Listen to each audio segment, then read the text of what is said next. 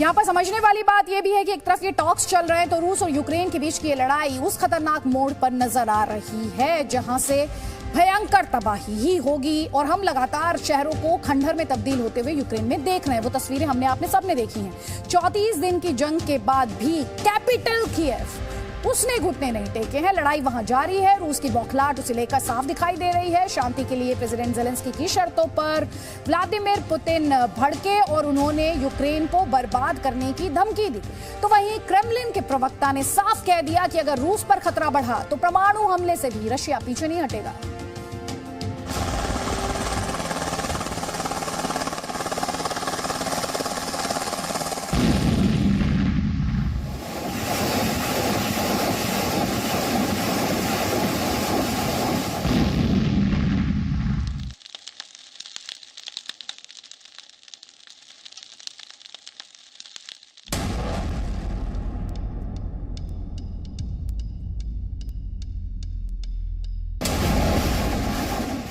माइकोलोव में rocket attack.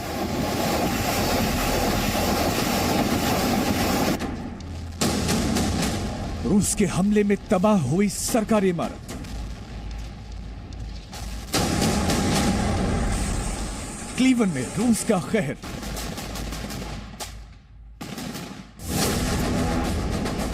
धू धू कर जला तेल डिपो।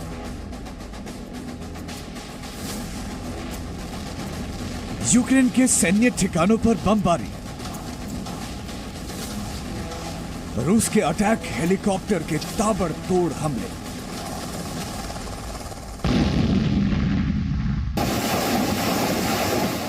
रॉकेट लॉन्चर से मल्टीपल प्रहार।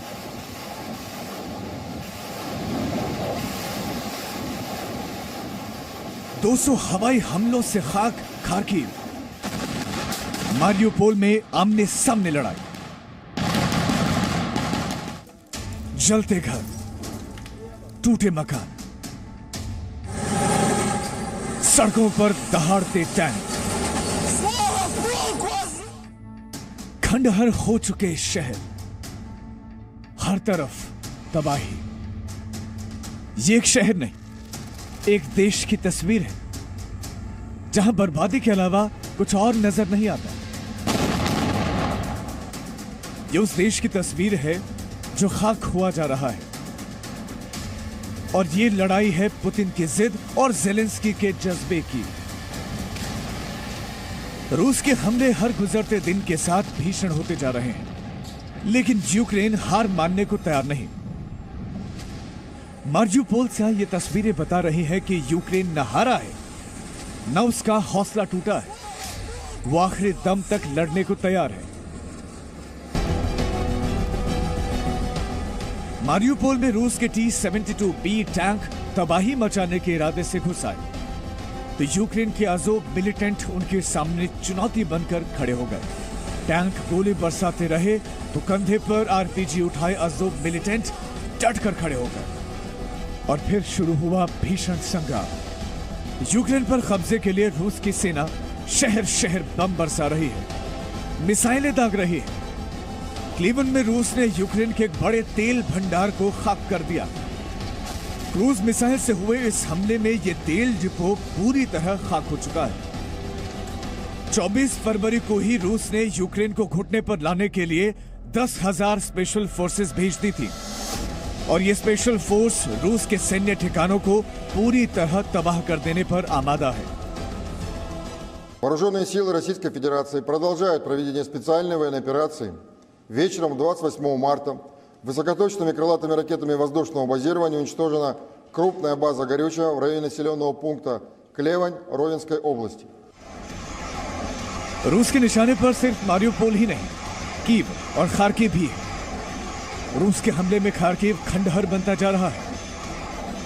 दावा है कि एक दिन में रूस ने खार्किव शहर पर 200 से ज्यादा हमले किए। खार्किव में रूस की सेना के निशाने पर स्कूल भी हैं। तबाही के बाद इन सिर्फ मलबा ही रह गया है। कुछ लोगों ने इस स्कूल में शरण ले रखी थी, लेकिन उन्हें क्या पता था कि यहां भी मिसाइल उनका पीछा नहीं छोड़ेगी। ऐसे ही एक स्कूल में मलबा साफ करने के लिए शिक्षक, छात्र और उनके माता पिता पहुंचे। रूस का इरादा साफ है और रूस ने यह बता दिया है कि अपनी जीत को मुकम्मल करने के लिए वो किसी भी हद तक जा सकता है। रूस का तबाही वाला प्लान तैयार है और रूस ने बता दिया है कि वो कब और किन हालात में परमाणु हमला कर सकता है। रूस के कई नेता पहले भी जंग के परमाणु युद्ध में तब्दील होने की चेतावनी देते रहे हैं। नॉर्थ अटलांटिक सागर में रूस के परमाणु पनडुब्बियां पहले से ही तैयार हैं और अब क्रेमलिन के प्रवक्ता दमित्री पेस्कोव ने सीधी धमकी दी है। रूसी प्रवक्ता ने कहा कि अगर रूस के अस्तित्व पर खतरा बढ़ा तो रूस परमाणु हथियारों का इस्तेमाल करेगा। जाहिर है पुतिन के तेवर तल्ख हैं। ज़ेलेंस्की की ओर से शांति के लिए शर्तों से भरी चिट्ठी पुतिन के पास पहुंची तो पुतिन का पारा हाई हो गया। पुतिन ने ज़ेलेंस्की को पैगाम भेज दिया कि वो यूक्रेन को बर्बाद कर देंगे। मतलब साफ है कि पुतिन न रुकेंगे न झुकेंगे। उस पर परमाणु बमों के इस्तेमाल का अल्टीमेटम दुनिया भर की चिंता बढ़ाने वाला है। मतलब साफ है कि अगर परमाणु युद्ध हुआ तो विनाश तय है। लेकिन रूस और यूक्रेन के बीच अमन का रास्ता ढूंढे नहीं मिल रहा। बातचीत के बीच दोनों ओर से तल्खी साफ है। दोनों ओर से एक दूसरे के खिलाफ दिलों में आग है। और अब जिस तरह से रूस ने परमाणु हमले को लेकर अपने इरादे बता दिए वो पूरी दुनिया को परेशान करने वाला है, क्योंकि परमाणु हमला हुआ तो प्रलय तय है। Bureau report, C media. Presenting B News app, available on Google Play and App Store. Download it now.